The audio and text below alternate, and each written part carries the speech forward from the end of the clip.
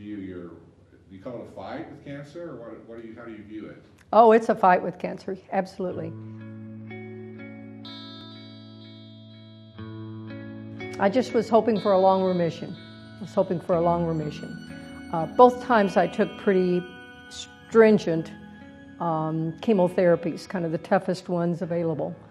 I consider myself to be a pretty tough lady, and I wanted to get the best chance I could for longest remission. So when it came back the second time, I thought, I was expecting it. When was it going to occur? But I'd hoped it wouldn't.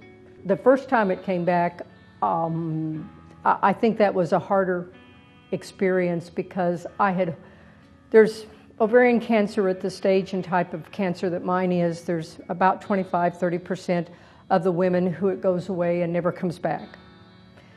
And I was very hopeful that I was going to be one of those that it would never come back. Yes, ma'am. And so when it did come back, I knew that it was with me for an ongoing fight for the rest of my life.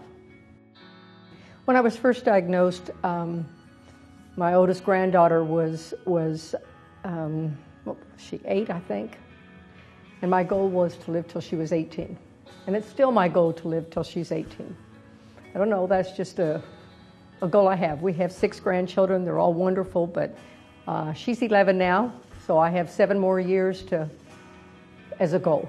You have to set goals. You have to set little goals, you have to set big goals to face cancer every day. Some days it's just getting up and getting around, especially right after I've had chemo.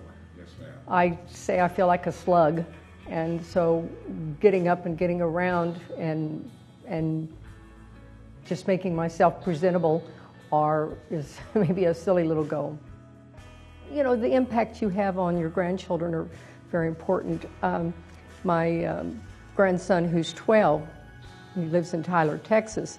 About 2 years ago, he had to write an essay to get into actually a private school, but he had to write an essay about someone that had impacted his life and why. And he wrote about me, saying that I had taught him courage.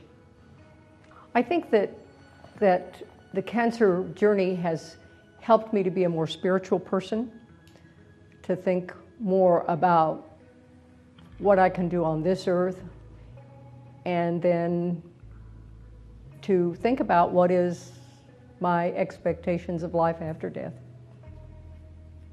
And what are your expectations? I expect to be with Jesus.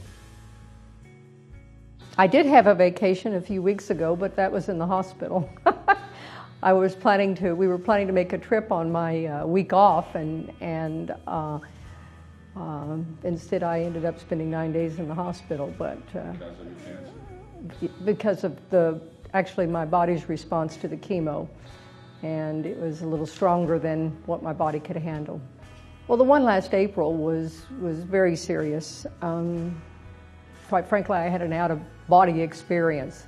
I was up above my body, looking at everybody doing everything and what was going on, and thought that this was the end. The thought that went through my mind first was, I hadn't planned my funeral, and then I thought, well, the funeral is for the family, they can plan it. And then I thought, well, I'm ready to go. Well, I think they do need to plan for, be sure that they have all of their end-of-life care documents, their advance directives, especially their wills, trusts, those kinds of business things taken care of. We all need to do that, whether we have cancer or not.